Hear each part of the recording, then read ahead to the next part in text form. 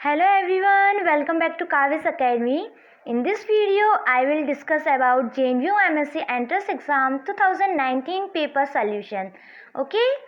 तो जो part first and part second video है उसी के अंदर मैंने इसी 2019 के कुछ क्वेश्चंस को सॉल्व कराए थे. ओके, जिसका लिंक आपको डिस्क्रिप्शन में मिल जाएगा. ओके, अगर आपने मेरे चैनल को सब्सक्राइब नहीं किया है तो प्लीज़ सब्सक्राइब एंड लाइक कर देना. ओके, नाउ स्टार्ट करते हैं.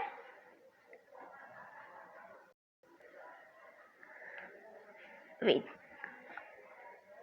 Which one of the following enzymes can limit the rate of glycolysis in animal tissue? Okay, तो यहाँ पे आपको एंजाइम्स का नाम बताना है. ओके, तो first thing is that what is the mean by the glycolysis. तो ग्लाइकोलाइसिस क्या होता है? Glycolysis means breakdown of glucose. Okay, तो जो प्रोसेस होती है breakdown of glucose that is known as the glycolysis. तो आपको पता है ग्लूकोज, जब ग्लूकोज 6 फॉस्फेट में कन्वर्ट होता है तो एक एंजाइम यूज आता है. That enzyme is known as the hexokinase. कौन सा? हेक्साकाइनेज. ओके, तो यहाँ पे हेक्साकाइनेज है नहीं तो ये तो आंसर होगा नहीं.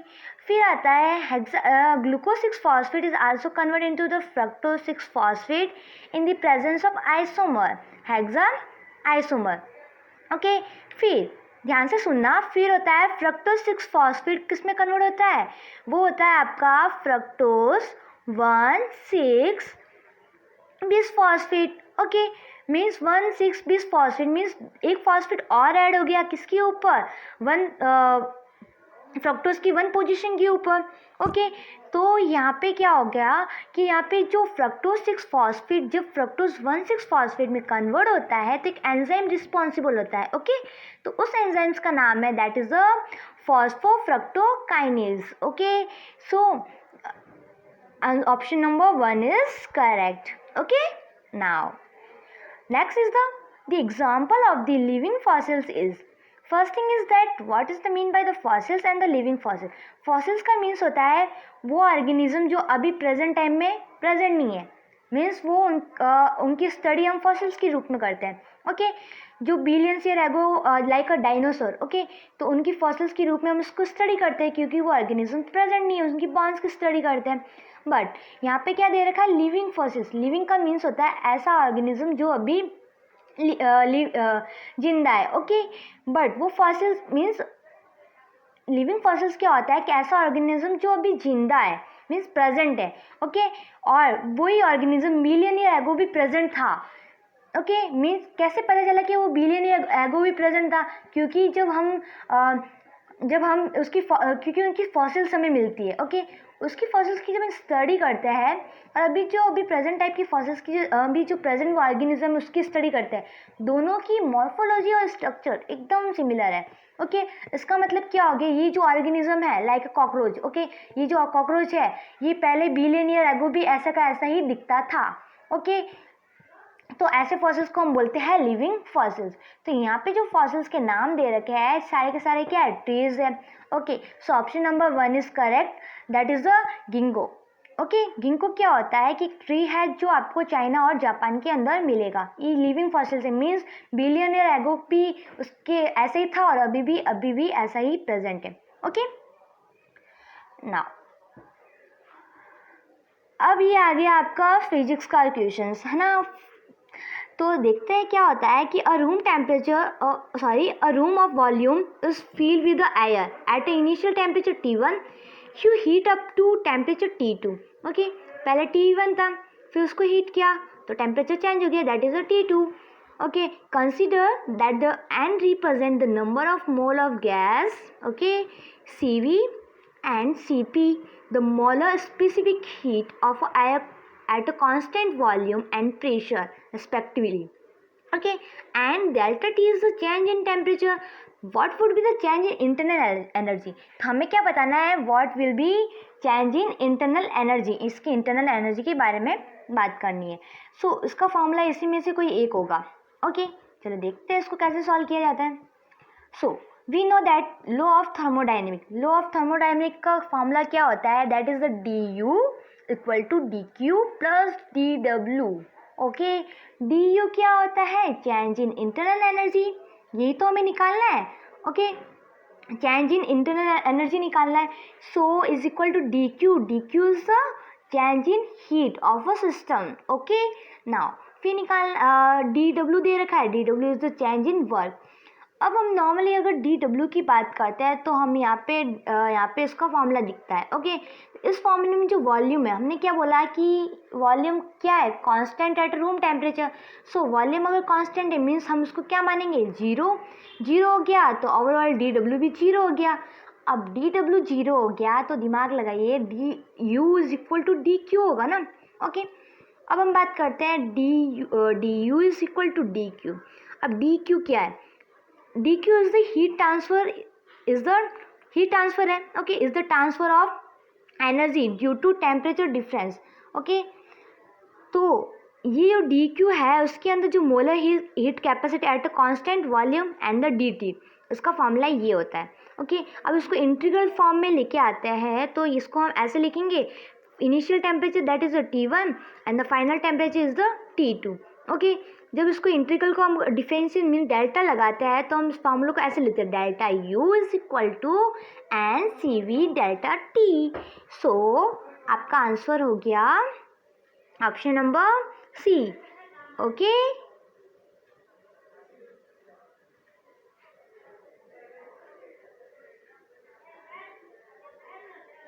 सॉरी यहाँ गलत दे रखा है, सो आपका आंसर हो गया option number 1. Okay,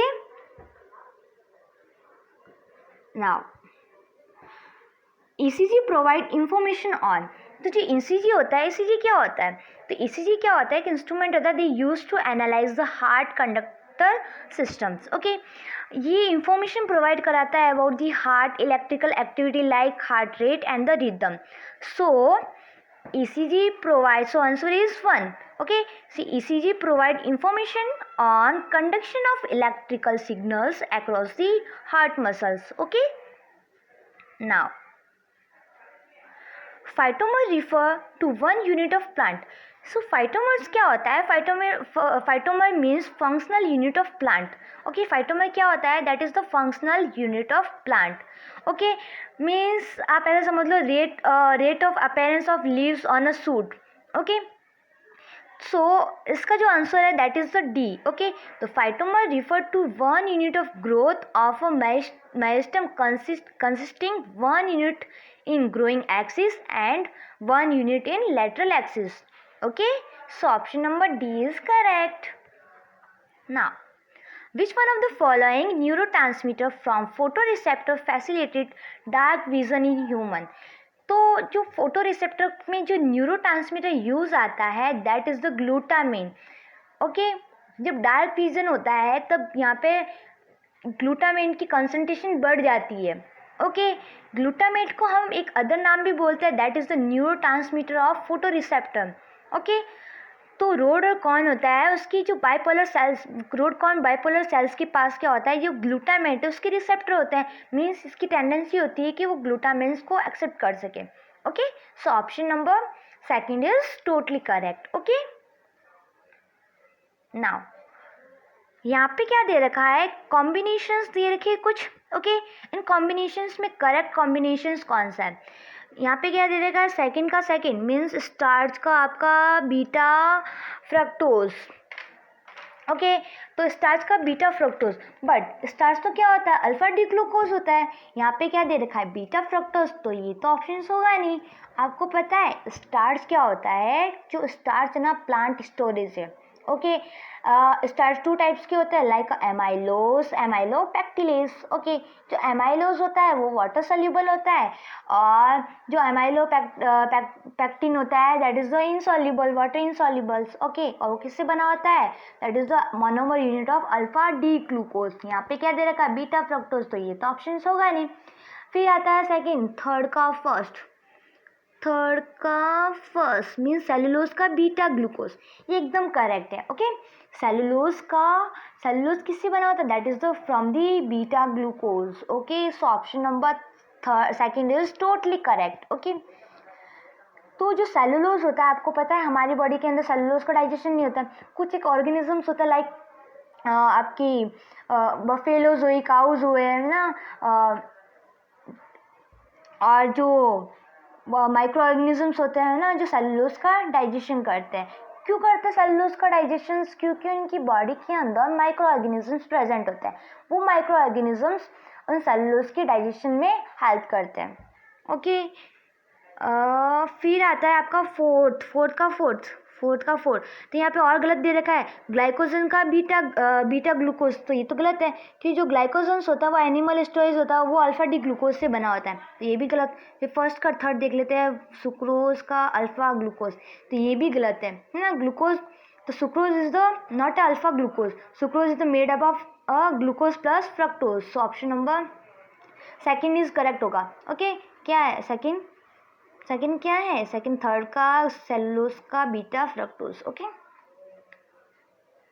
now during the metabolism the salvage pathway refer to the pathway by which. तो आपको पता है जो सेलवेज पाथवे होता है उसके अंदर जो इंटरमीडिएट के अंदर क्या होता है कि प्यूरिन और पायरिमिडिन न्यूक्लियोटाइड होता है, उनका सिंथेसाइजेशन होता है। ओके, सो यहाँ पे option number B is correct because the purine and pyrimidine nucleotide are synthesised from degradation of product of RNA and DNA. Okay, now next देखते हैं। A generally applicable activity profile of enzymes against different pH would be describe by the pattern resemble. Okay, तो यहाँ पे आपको enzyme और pH के बीच में एक ग्राफ बनाना है, तभी तो पता चलेगा कौन सा कर्व आ रहा है। ओके, तो देखते हैं। तो एंजाइम्स की एक्टिविटी की बेसिस पे आपको पता है एंजाइम्स की एक्टिविटी जितनी ज़्यादा हम पीएच इंक्रीज करेंगे एंजाइम एक्टिविटी उतनी ज़्यादा इंक्रीज होती जाएगी। बट एक टाइम आने के बाद पीएच अगर बहुत ज़्यादा हो गया तो एंजाइम एक्टिविटी क्या हो जाएगी? लो हो जाएगी। ओके, सो कर्व इस टाइप का बन रहा है आपको, बेल शेप का। कैसा? बेल शेप का। So option number C is correct. Now gamma aminobutyrate that is a GABA a neurotransmitter synthesize form. तो यहाँ पे पूछा गया है कि जो गाबा है वो कहाँ से सिंथेसाइज होता है। जो गाबा होता है ये आपका इनहिबिटर न्यूरोट्रांसमीटर है। ओके, तो उसका सिंथेसाइज आपका होता है ग्लूटामेट से। ओके, कैसे देखते हैं। जो ग्लूटामेट होता है वो कन्वर्ट होता है आपके गाबा के अंदर। तो गाबा के अंदर जब कन्वर्ट होता है तो एक एंजाइम रिस्पॉन्सिबल होता है, वो एंजाइम का नाम है that is the glutamate D carboxylase. क्या है? Glutamate D carboxylase. और एक को फैक्टर भी यूज आता है that is the B6, vitamin B6। Okay, so option number third is correct, that is L glutamate. Now अब आ गया आपका मैथ्स की क्वेश्चंस है ना, बहुत इजी क्वेश्चंस है। If y is cos x, ये y है, ये cos x है। If z is the log ex, means ये z है उसको log ex है। हम दोनों की वैल्यू को सॉल्व करके देखना है, तो ध्यान से देखना है ना। कैसे? y क्या दे रखा है? cos x, z is the ये, और हमें फाइंड करना है y अपॉन z। ओके, इस y को मैं दोनों की दोनों साइड से दोनों ऊपर नीचे मैं dx से मल्टीप्लाई कर लूँ। तो देखो यहाँ से dx से ऊपर मल्टीप्लाई किया, dx से यहाँ कर दिया। ओके, एक dx को इसके पास लिख लिया, एक dx को z के पास लिख लिया। ओके, नाउ आपको पता है क्वेश्चन में दे रखा है y क्या है? cos x के बराबर है। तो ये जो dy अपन dx होता है वो बराबर होता है आपका माइनस साइन एक्स। किसके बराबर? Minus sine x. ओके, यहाँ तक रुको। फिर यहाँ पे क्या दे रखा है? जेड। ऊपर क्वेश्चन में क्या दे रखा है? जेड किसके इक्वल है? Minus log E x. Okay, but जो जेड अपन डी एक्स होता है वो 1 अपन एक्स के इक्वल होता है। किससे इक्वल होता है? 1 upon x. Okay, but question यहाँ पे जो इक्वेशन नंबर 1 है यहाँ पे क्या दे रखा है? एक्स अपन डी एक्स, थोड़ा उल्टा दे रखा ना। तो जब D X upon D Z upon D X equal to 1 upon X होता है, तो ये है जब इसको इन्वर्स करेंगे तो इसकी वैल्यू भी इन्वर्स आएगी, मीन्स हमने एक्स को ऊपर लिख लिया। ओके, अब ये जो दोनों की वैल्यू हमें मिल गई है, दोनों की वैल्यू मिल गई, तो इन दोनों की वैल्यू को हम इक्वेशन 1 में पुट कर लेते हैं। चलो पुट करते हैं। तो पुट किया मैंने, D Y upon D X को क्या बोलते हैं? Minus sine X. D Y upon D X को क्या बोलते हैं? Minus sine x. ओके, फिर आता है D Z D X upon D X को बोलते हैं एक्स। हो गया। तो पुट करने के बाद आपका आंसर आता है that is the minus x sine x. So answer number 1 is correct. Okay, which one of the following microbes have a nucleus, has a nucleus? Okay, तो यहाँ पे जो ये आपको ऑप्शन नंबर 4 दिख रहा है, that is the fungus. Okay, मोनेलिना कोला। ओके, तो ये जो क्या है, फंगस है। और फंगस क्या होती है? यूकैरियोटिक। आपको पता है plants, animals and the fungus, ये सब क्या है? यूकैरियोटिक ऑर्गेनिजम्स है। और जो यूकैरियोटिक ऑर्गेनिजम्स होते हैं उनके अंदर न्यूक्लियस होता है। सो option number D is correct. Okay, now the biological effect result from exposure to UV radiations are primarily due to formation of। तो यहाँ पे दे रखा है कि अगर यूवी लाइट आपके ऊपर गिरती है तो क्या इफेक्ट होगा आपकी बॉडी के ऊपर। ओके, तो एक होती है एक्सरे, एक होती है यूवी रे। ओके, एक्सरे अगर हमारे ऊपर गिरे तो हमारे जो न्यूक्लियोटाइड के बीच में जो बॉन्ड है वो क्या हो जाएंगे? ब्रेक हो जाएंगे। ओके, बट अगर यूवी लाइट अगर हमारे ऊपर गिरे तो हमारे जो न्यूक्लियोटाइड की बॉन्ड है वो बॉन्ड का फॉर्मेशन हो जाएगा। ओके, अनइक्वल बॉन्ड का फॉर्मेशन हो जाएगा। ओके, यहाँ तक बात। तो यहाँ पे यूवी का पूछा गया और यहाँ पे किसका होता है? बॉन्ड का फॉर्मेशन होता है। ओके, यूवी भी 3 टाइप की होती है, यूवी ए, बी एंड सी। जो यूवी ए एंड बी होती है वो आपकी ओजोन लेयर की वजह से हमारी अर्थ के अंदर आ नहीं पाती है। बट आपको पता है अब तो ओजोन लेयर में डिप्लेशन हो गया है ना, होल हो गया है। तो ओजोन लेयर के होल की वजह से जो यूवी बी है वो हमारी अर्थ पे आ रही है। और अर्थ पे आने के बाद जब हमारी स्किन पे गिरती है तो हमारी बॉडी पे अफेक्ट डालती है। क्या डालती है? जो यूवी बी होती है, मान लो कि हमारे डीएनए की सीक्वेंस है। ओके, डीएनए की सीक्वेंस में क्या होता है? थाइमिन, इसके सामने एडेनिन एंड एडेनिन। ओके, तो ये जो थाइमिन है एडेनिन के साथ बॉन्ड बनाता ही नहीं है। ये क्या करता है? थाइमिन और थाइमिन आपस में बॉन्डिंग बना लेता है, मीन्स डाइमर का फॉर्म हो गया। अगर ये थाइमिन अगर ऐसे आपस में बॉन्ड बना लिया तो यहाँ पे एडेनिन के साथ बॉन्ड बनाएगा नहीं। अब एडेनिन के साथ बॉन्ड नहीं बनाएगा तो यहाँ पे एरर हो जाएगा ना, यहाँ पे स्पेस आ जाएगा। यहाँ पे क्या हो जाएगा? स्पेस आ जाएगा, है ना। तो यहाँ पे स्पेस आ जाएगा। तो यहाँ पे पूछा गया है कि यूवी की वजह से क्या होता है? तो यूवी की वजह से आपका डाइमर का फॉर्मेशन हो जाए। और थाइमिन क्या? That is the pyrimidine. So option number C is correct, the pyrimidine dimer का फॉर्मेशन होता है। ओके, नाउ अगेन फिजिक्स का क्वेश्चन आ गया है ना, चलो देखते हैं। A ball is drop from the top of the building. ऐसे मानो ये बिल्डिंग है। ओके, यहाँ पे एक पर्सन खड़ा है, आप खड़े हो, और यहाँ पे मैं खड़ी हूँ। ओके, आपके पास एक बॉल है, एक मेरे पास बॉल है। ओके, मैं यहाँ पे खड़ी हूँ। ओके, आपने बॉल फेंकी नीचे और मैंने बॉल फेंकी ऊपर। आपकी ग्राउंड से हाइट कितनी है?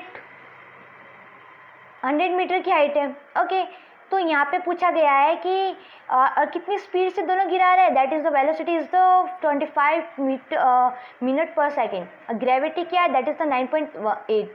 ओके, तो यहाँ पे पूछा गया है, यहाँ पे क्वेश्चन के बेसिस पे देख सकते हो, यहाँ पे मीटिंग टाइम पूछा गया है कि दोनों बॉल किस मिनट पे मिलती है ना। तो किस मिनट पे दोनों की बॉल मिलेगी, कितने सेकेंड बाद में। ओके, सो देखते हैं। तो यहाँ पे पर्सन खड़ा है, तो यहाँ पे दोनों की बॉल कोलाइड कब होगी? तो यहाँ पे मोशन वाली इक्वेशन लगेगी। तो मोशन वाली इक्वेशन क्या होती है? That is the S equal to U T plus half A T square. Okay, put all the value in relative terms.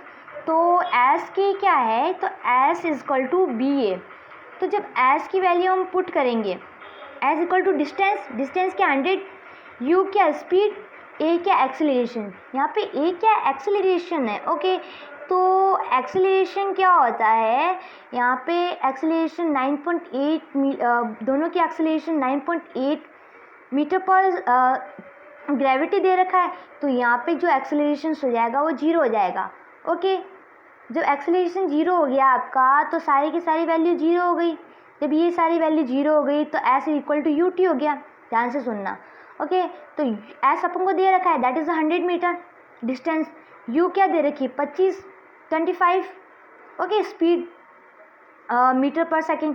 और टाइम क्या दे रखा, टाइम दे नहीं रखा, तो हम टाइम निकालना है हमें। तो टाइम निकालने का फॉर्मूला सबकी वैल्यू पुट कर ली, फिर time equal to 4 second. Okay, फिर अगर हमें स्पीड निकालनी है तो स्पीड निकालने के बाद हम सारी वैल्यू पुट कर ली, 25, टाइम भी पुट कर ली, ये भी कर लिया। तो ये कितने मिनट बाद डिस्टेंस निकालने ना, तो डिस्टेंस कितने डिस्टेंस मिलेंगे, दैट इज द 21.6। तो यहाँ पे 21.6 ना कोई दे रखा है ना सेकंड दे रखा है। सो ये चारों के चारों ऑप्शंस गलत है। आप खुद भी एक बार ट्राई करके देख लेना, है ना। इसमें जो चारों ऑप्शंस है चारों के चारों गलत है। Okay, now how many centromere will present after the round of meiosis. Meiosis के अंदर क्या होता है कि जो एन होता है, जो एन होता है वो एन में कन्वर्ट होता है। मीन्स यहाँ पे 14 है, वो किस में कन्वर्ट होंगे, 7 और 7 में। तो यहाँ पे सेंट्रोमियर पूछा गया, तो एक सेल के अंदर कितने सेंट्रोमियर होंगे, 7। सो ऑप्शन नंबर मियोसिस की बात, सो option number 1 is correct. Okay, now nucleotide kinase join 2 DNA molecules together by forming a covalent bond between. तो जो DNA होता है दोनों के बीच में जो बॉन्डिंग होती है, that is the 3OH and between the 5 phosphate group. So option number B is correct. Okay, Krebs cycle take place which part of mitochondria। तो माइटोकॉन्ड्रिया में क्या होता है, ग्लाइकोलाइसिस स्टार्ट कहाँ होता है, साइटोप्लाज्म में। ओके, और एंडिंग कहाँ होती है ग्लाइकोलाइसिस की, वो होती है आपकी माइटोकॉन्ड्रिया के मैट्रिक्स के अंदर। ओके, तो जब ग्लूकोज से पायरुवेट बनता है, ओके, तो पायरुवेट बाहर अगर प्रेजेंट होगा साइटोसोल के अंदर, वो बहुत टॉक्सिक होता है। ओके, सो टॉक्सिक होने की वजह से, उसका पीएच लो होने की वजह से वो आपकी माइटोकॉन्ड्रिया की मैट्रिक्स के अंदर आएगा, वहाँ पे आके अगेन वो पूरा ग्लाइकोलाइसिस कंप्लीट करेगा। ओके, और एटीपी का फॉर्मेशन करेगा। सो यहाँ पे क्रेब्स साइकिल में पार्ट होगा। तो यहाँ पे पूछा गया कि जो क्रेब्स साइकिल कहाँ पे होता है, तो आपका होगा ये जो माइटोकॉन्ड्रिया है उसके मैट्रिक्स के अंदर। So option number B is correct.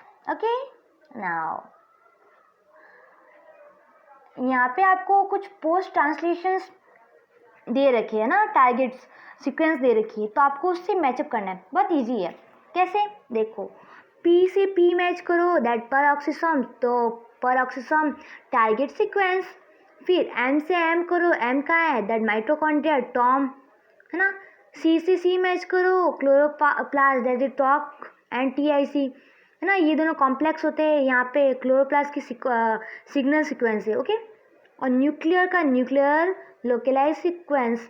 Okay, तो सारे के सारे ऑप्शंस मैच कर लो आप, तो आपको ऑप्शन नंबर सी करेक्ट लगेगा। ओके, 1 का क्यू, 1 का क्यू, 2 का आर, 2 का आर, 3 का एस, 3 का एस एंड द एन का पी। ओके, तो ये तो हमारे हुई सारे क्वेश्चंस की। इसी के साथ हमारा 2019 की पेपर का कंप्लीट सॉल्यूशंस आपका कंप्लीट होता है। ओके, अगर आप चाहते हो कि आपको कोई और भी अदर्स पेपर सॉल्व करवाने हैं तो आप मुझे कमेंट सेक्शन में कमेंट कर सकते हैं। ओके, अगर आपने मेरे चैनल को सब्सक्राइब नहीं किया है तो प्लीज़ सब्सक्राइब और जाते जाते लाइक ज़रूर कर लेना। Okay, so thank you so much for watching my video. Bye bye.